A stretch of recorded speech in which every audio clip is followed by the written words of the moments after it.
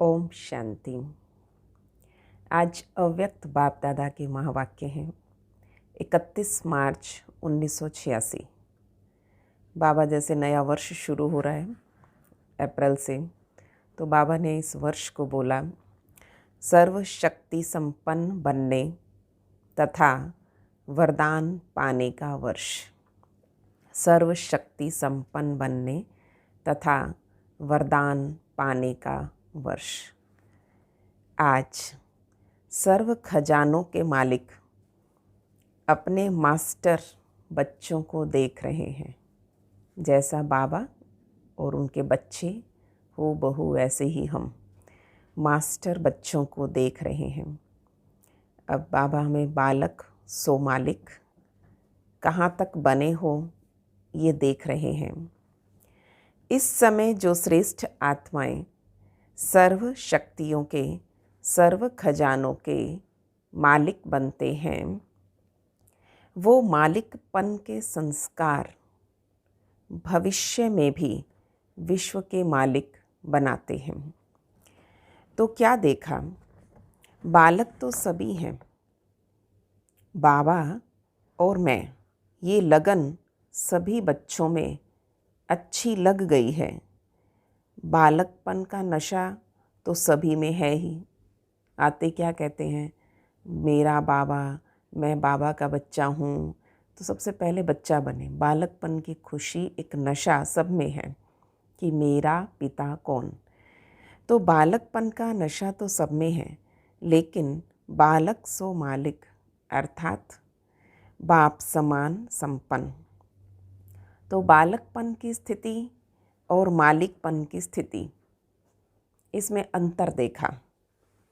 मालिकपन अर्थात हर कदम स्वतः ही संपन्न स्थिति में स्वयं का होगा और सर्वप्रति भी होगा। यह है मालिकपन। हर कदम संपन्न, स्वतः ही संपन्न स्थिति में स्वयं का होगा और सर्वप्रति होगा। इसको कहते हैं मास्टर अर्थात बालक सो मालिक। मालिकपन की विशेषता, जितना ही मालिकपन का नशा, उतना ही विश्व सेवाधारी के संस्कार। मालिक भी हैं और बालक भी हैं। तो जितना मालिकपन का नशा और साथ साथ मालिक हूँ पर करना क्या है, पालना देनी है, सकाश देनी है, ये मुझे करना है ना, मालिक तो मैं हूँ। मालिकपन का नशा उतना ही विश्व सेवाधारी के संस्कार सदा इमर्ज रूप में है। जितना ही मालिकपन का नशा, उतना ही साथ साथ विश्व सेवाधारी का भी नशा। दोनों की समानता हो। यह है बाप समान मालिकपन बनना। मालिक बन गए हम। तो कि बाबा मालिक हैं, सबका मालिक एक है, तो शिव भगवान को मालिक कहते, पर क्या करते हो, विश्व सेवा। तो विश्व सेवाधारी हूँ ये भगवान नहीं भूलते, तो हमें भी पक्का करा रहे हैं आप मालिक भी हो और विश्व सेवाधारी भी। तो ये रिजल्ट देख रहे थे कि बालक और मालिक दोनों स्वरूप सदा ही प्रत्यक्ष कर्म में आते हैं या सिर्फ नॉलेज तक।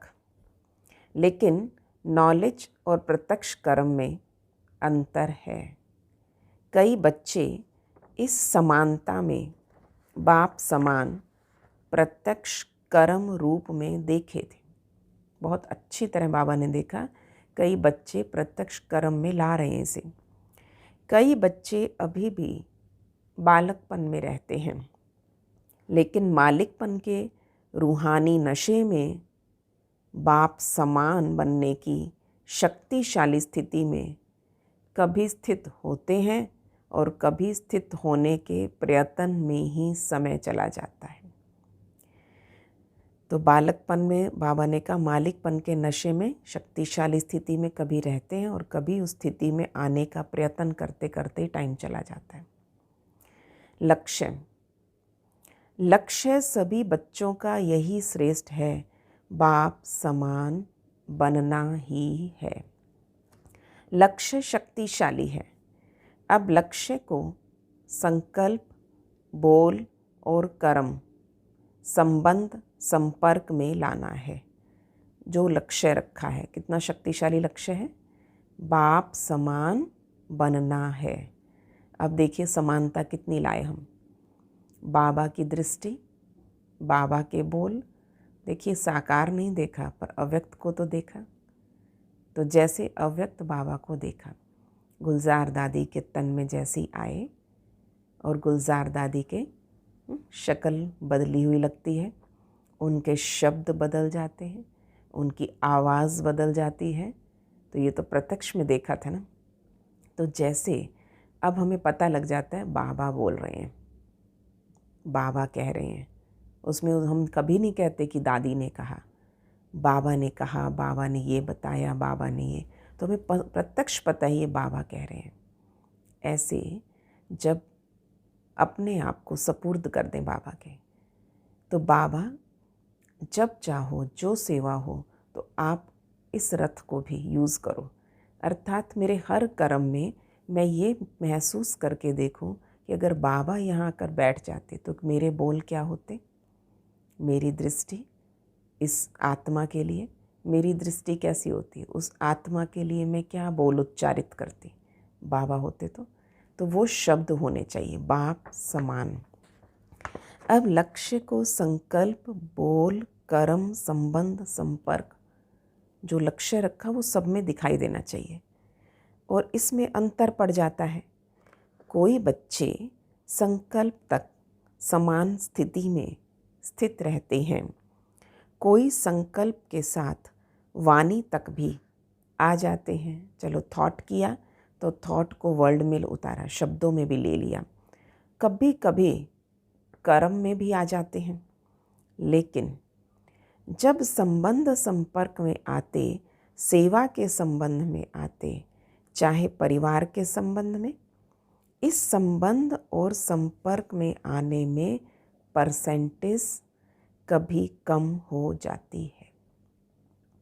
बाप समान बनना अर्थात एक ही समय संकल्प, बोल, कर्म, संबंध सब में बाप समान स्थिति। एक ही टाइम में हमारे संकल्प, बोल, कर्म और संबंध संपर्क में बाप समान स्थिति में रहना। कोई 2 में रहते हैं, कोई 3 में। और बाबा ने हमें ये 5 बातें बता दी। संकल्प, बोल, कर्म, संबंध, संपर्क 5 में होनी चाहिए। पर परसेंटेज कभी 30%, कभी 50%, कभी 80%। 4 स्थितियाँ, संकल्प, बोल, कर्म और संबंध संपर्क। चारों ही स्थिति जो बताई उसमें कभी कैसे हो जाते। तो बाप दादा बच्चों के प्रति सदा या कभी कभी, बाबा का प्यार सदा दिखता है या कभी कभी। तो बाप दादा बच्चों के प्रति सदा अति स्नेही भी है। स्नेह का स्वरूप सिर्फ अव्यक्त का व्यक्त रूप में मिलना नहीं, लेकिन स्नेह का स्वरूप है समान बनना।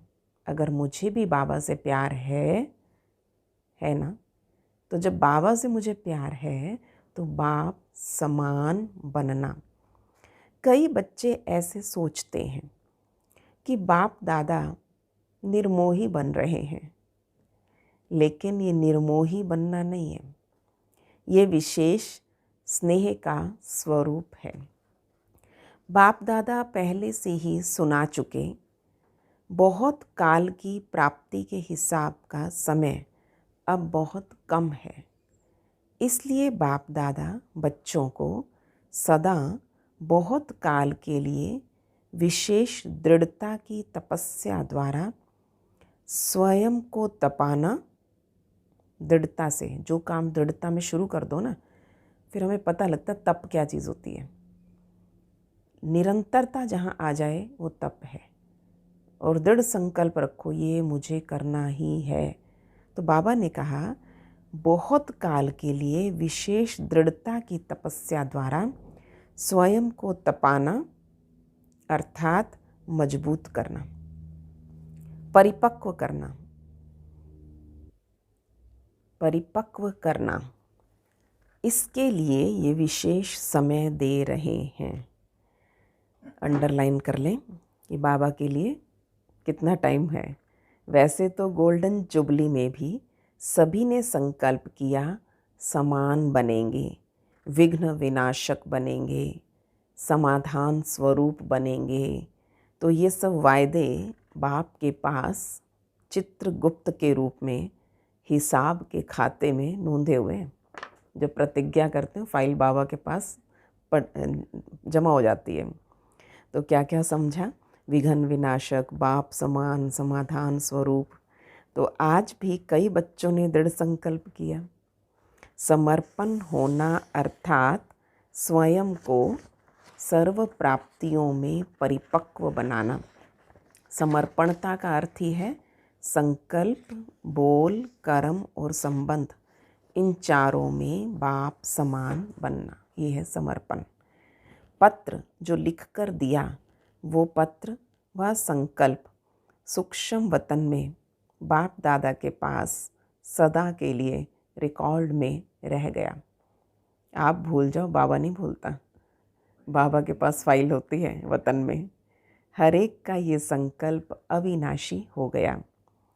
इस समय बच्चों के दृढ़ता की तपस्या से हर संकल्प को अमर, अविनाशी बनाने के लिए स्वयं में बार बार दृढ़ता के अभ्यास से रूह रिहान करने के लिए, रियलाइजेशन करने के लिए और री इनकारनेट स्वरूप बन, है ना, अवतरित स्वरूप, री इनकारनेट स्वरूप बन फिर कर्म में आने के लिए इस स्थिति को सदा काल के लिए और मजबूत करने के लिए बाप दादा ये समय दे रहे हैं।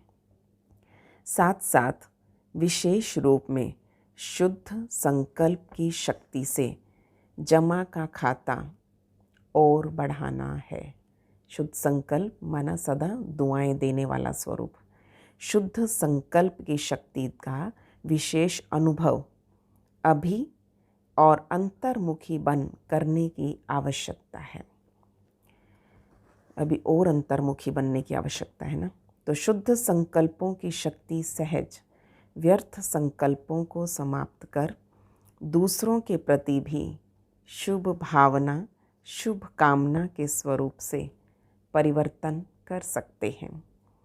अभी इस शुद्ध संकल्प की शक्ति का विशेष अनुभव सहज ही व्यर्थ संकल्पों को समाप्त कर देता है। ना सिर्फ अपने व्यर्थ संकल्प, लेकिन आपके शुद्ध संकल्प दूसरों के प्रति भी शुभ भावना, शुभ कामना के स्वरूप से परिवर्तन कर सकते हो। जब व्यर्थ संकल्प समाप्त हो तो किस में कन्वर्ट कर दो? शुद्ध संकल्प, दूसरों के प्रति भी शुभ भावना, शुभ कामना में परिवर्तित कर दो। अभी इस शुद्ध संकल्प की शक्ति का stock positive thinking, positive thought यानी एलिवेटेड थॉट हो, श्रेष्ठ से श्रेष्ठ। तो अभी इस शुद्ध संकल्प के शक्ति का स्टॉक स्वयं के प्रति भी जमा करने की बहुत आवश्यकता है। मुरली सुनना, ये लगन तो बहुत अच्छी है। मुरली यानी खजाना। मुरली की हर पॉइंट को शक्ति के रूप में जमा करना, ये है शुद्ध संकल्प की शक्ति को बढ़ाना। यानी मुरली के इतने अच्छे अच्छे महावाक्य, तो मुझे मुरली के किसी भी मुरली से कुछ महावाक्य स्मृति में पक्के हो गए, याद हो गए मुझे, तो वो मेरा खजाना है। अब मुझे मुरली के कितने पॉइंट्स याद हैं, अब ये देखना, बैठ कर लिखो कभी डायरी में कि बाबा ये कहते हैं, बाबा ये कहते हैं, ये कहते हैं। तो वो महावाक्य का महावाक्य, पूरा महावाक्य याद होना चाहिए, वो मेरा खजाना है। मुरली की हर पॉइंट को शक्ति के रूप में जमा करना, ये है शुद्ध संकल्प की शक्ति को बढ़ाना।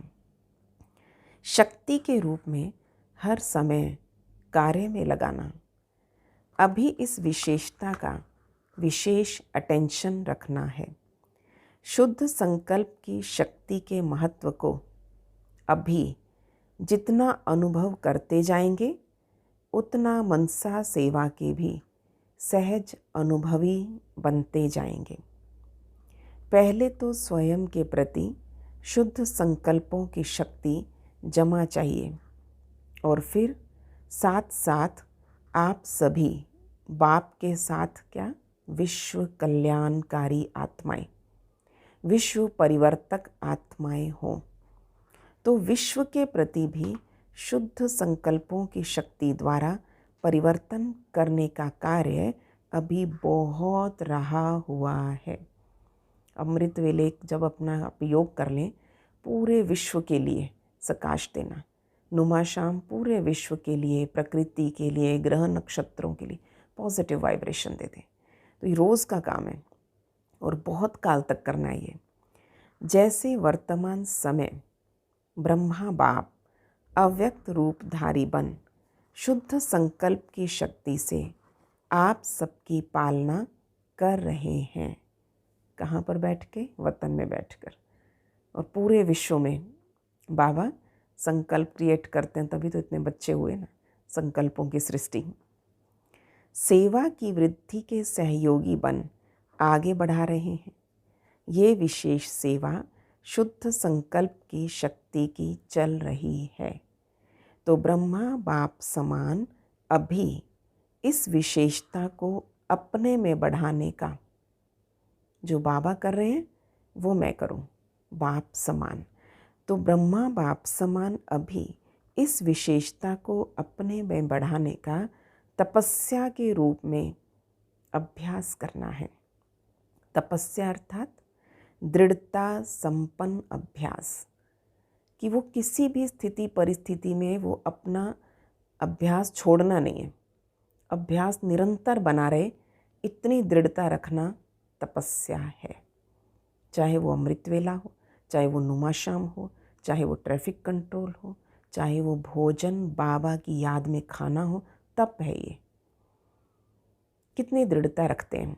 तो बाबा ने कहा बच्चे साधारण को तपस्या नहीं कहेंगे, अभी तपस्या के लिए समय दे रहे हैं। अभी क्यों दे रहे हैं? क्योंकि ये समय आपके बहुत काल में जमा हो जाएगा। बाप दादा सभी को बहुत काल की प्राप्ति कराने के निमित्त है। तो बाप दादा सभी बच्चों को बहुत काल के राज्य भाग्य अधिकारी बनाना चाहते हैं। तो बहुत काल का समय बहुत थोड़ा है, इसलिए हर बात के अभ्यास को तपस्या के रूप में करने के लिए ये विशेष समय दे रहे हैं। क्योंकि समय ऐसा आएगा जिसमें आप सभी को दाता वरदाता बनकर थोड़े समय में अनेकों को देना पड़ेगा। तो सर्व खजानों के जमा का खाता संपन्न बनाने के लिए अभी समय दे रहे हैं। दूसरी बात, एक तो तपस्या, अब दूसरा विघ्न विनाशक समाधान स्वरूप बनने का जो वायदा किया, तो विघ्न विनाशक स्वयं के प्रति भी और सर्व के प्रति भी बनने का विशेष दृढ़ संकल्प और दृढ़ स्वरूप दोनों होना चाहिए। सिर्फ संकल्प नहीं, लेकिन स्वरूप भी हो। तो इस वर्ष बाप दादा एक्स्ट्रा चांस दे रहे हैं। जिसको ये विघ्न विनाशक बनने का विशेष भाग्य लेना है, वो इस वर्ष में ले सकते हैं। तो इस वर्ष को विशेष वरदान है। तो बाबा ने कहा जो वरदान लेना चाहो ले लो, लेकिन वरदान लेने के लिए विशेष 2 अटेंशन देने पड़ेंगे। एक, सदा बाप समान देने वाला बनना है। तो एक वरदानी स्वरूप बना लो बस, मैं दाता हूँ, मैं देने वाला हूँ। लेने की भावना नहीं रखनी, एक्सपेक्टेशन नहीं। सोचते रहते हैं ये इतना तो करें, इनको ऐसा करना चाहिए, ये चाहिए वाली भाषा नहीं। वरदान लेने के लिए विशेष 2 अटेंशन देने हैं। एक, बाप समान देने वाला बनना है, लेने की भावना नहीं रखनी। दूसरा, रिगार्ड मिले, स्नेह मिले, तब स्नेही बने, रिगार्ड मिले तब रिगार्ड दें नहीं, दाता के बच्चे बन मुझे देना है, लेने की भावना नहीं रखनी। श्रेष्ठ कर्म करते हुए दूसरे की तरफ से मिलना चाहिए, ये भावना नहीं रखना। श्रेष्ठ कर्म का फल श्रेष्ठ होता ही है, ये नॉलेज आप जानते हो ना, कर्म का फल। लेकिन करने के समय ये संकल्प नहीं रखना। एक तो वरदान लेने के पात्र बनने के लिए सदा दाता बन कर के रहना, और दूसरा विघ्न विनाशक बनना। बाप समान बनने के लिए दाता स्वरूप और विघ्न विनाशक। तो समाने की शक्ति सदा विशेष रूप में अटेंशन में रखना। विघ्न बढ़ते जाते हैं जितनी चर्चा में आता, संभालो, समाने की शक्ति धारण करो। स्वयं प्रति भी समाने की शक्ति आवश्यक है। सागर के बच्चे हो ना, सागर की विशेषता है समाना। जिसमें समाने की शक्ति होगी वही शुभ भावना, कल्याण की कामना कर सकेंगे। इसलिए दाता बनना, समाने की शक्ति स्वरूप सागर बनना, ये दो विशेषताएं सदा कर्म तक लाना है। दाता बनना और विघ्न विनाशक। और विघ्न विनाशक बनने के लिए समाने की शक्ति। कई बार कई बच्चे कहते हैं सोचा तो था लेकिन यही करेंगे, सोचा तो था ये करेंगे लेकिन करने में बदल गया। तो इस वर्ष चारों ही बातों में एक ही समय, कौन सी चार बातें? संकल्प, बोल, कर्म, संबंध, संपर्क, चारों बातों में बाप समान। ये विशेष अभ्यास करना। समझा? तो एक बात खजानों को जमा करने का और दातापन देने का संस्कार नेचुरल रूप में धारण हो जाए, इसके लिए अभी समय दे रहे हैं। तो विघ्न विनाशक बनना और बनाना, इसमें सदा के लिए अपना नंबर निश्चित करने का चांस दे रहे हैं। कुछ भी हो, स्वयं तपस्या करो और किसी का विघ्न समाप्त करने में सहयोगी बनो। आपकी तपस्या दृढ़ता संपन्न होनी चाहिए, अभ्यास। और दूसरा, विघ्न विनाशक समाप्त करने में किसी के सहयोगी बनो। खुद कितना भी झुकना पड़े, लेकिन ये झुकना सदा के लिए झूलों में झूलना है, झुकना नहीं है, सदा के लिए झूलों में झूलना है। जैसे श्री कृष्ण को कितना प्यार से झुलाते, ऐसे आप अभी बाप तुम बच्चों को अपनी गोदी के झूले में झुलाएंगे और भविष्य में रतन जड़ित झूलों में झूलेंगे।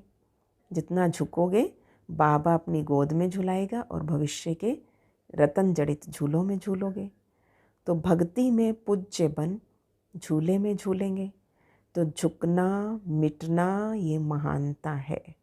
मैं क्यों झुकूं, ये झुके, इसमें अपने को कम मत समझो। ये झुकना महानता है, ये मरना मरना नहीं, अविनाशी प्राप्तियों में जीना है। इसलिए सदा विघ्न विनाशक बनना और बनाना है। इसमें फर्स्ट डिवीज़न में आने का जिसको चांस लेना हो ले सकते हैं। ये विशेष चांस लेने के समय का बाप दादा महत्व सुना रहे हैं। तो समय के महत्व को जान तपस्या करना है। ठीक है, तो ये दूसरी बात बाबा ने बता दी कि सब विघ्न विनाशक बनो। तीसरी बात, समय प्रमाण जितना वायुमंडल अशांति और हलचल का बढ़ता जा रहा है, उसी प्रमाण बुद्धि की लाइन बहुत क्लियर होनी चाहिए। क्योंकि समय प्रमाण टचिंग और कैचिंग, इन दो शक्तियों की आवश्यकता है। आज जो समय है तो बाबा से टचिंग और कैचिंग पावर होनी चाहिए। एक तो बाप दादा के डायरेक्शन को बुद्धि द्वारा कैच कर सको। अगर लाइन क्लियर नहीं होगी, बाबा के डायरेक्शन के साथ मनमत मिक्स है, तो तो मिक्स होने के कारण समय पे धोखा खा सकते हैं। जितनी बुद्धि स्पष्ट होगी उतना बाबा के डायरेक्शन को स्पष्ट कैच कर सकेंगे। बुद्धि की लाइन क्लियर तो कैचिंग पावर अच्छी हो जाती है। जितना बुद्धि की लाइन क्लियर होगी उतना स्वयं की उन्नति प्रति, सेवा की वृद्धि प्रति और सर्व आत्माओं के दाता बन देने की शक्तियाँ सहज बढ़ती जाएगी। तो बाबा ने कहा टचिंग होगी। इस समय इस आत्मा के प्रति सहज सेवा का साधन व स्व उन्नति का साधन यही यथार्थ है। तो वर्तमान समय प्रमाण इन दोनों शक्तियों की आवश्यकता है। कौन सी? Catching and touching power. इसको बढ़ाने के लिए क्या करें? देखो, दो दो शब्द और ऐड करो। एक नामी और इकोनॉमी वाले बनो। बुद्धि की लाइन क्लियर रखनी है। कैचिंग टचिंग पावर तब होगी। अब कैचिंग हो सके इसके लिए एक नामी बन जाओ, बस एक बाबा मेरा। और इकोनॉमी वाले बनो, बचत करो, अपने संकल्प वेस्ट नहीं करने। तो एक बाप दूसरा ना कोई, इसको कहते हैं एक नामी। दूसरे का लगाव और चीज़ है। लगाव तो रॉन्ग है ही, लेकिन दूसरे के स्वभाव का प्रभाव अपनी अवस्था को हलचल में लाता है। उसकी नेचर है, हमें पता है इसकी नेचर है, और आप उससे प्रभावित हो जाते हो, बार बार डिस्टर्ब हो जाते हो, परेशान हो जाते हो। बाबा ने कहा दूसरे के स्वभाव का प्रभाव अपनी अवस्था को हलचल में लाता है। फिर बाद में सोचने लग जाएंगे, बहुत दिन नहीं सोचा, चलो मैं पता है इनको तो बोलने की आदत है। फिर बाद में कहें इन्होंने ऐसा क्यों बोला। अब बताइए, बाबा कहते उसके स्वभाव का प्रभाव आपकी अवस्था को हलचल में ला रहा है, ऊपर नीचे ऊपर नीचे। दूसरे का संस्कार बुद्धि को टक्कर में लाता है। उस समय बुद्धि में बाप है या संस्कार है?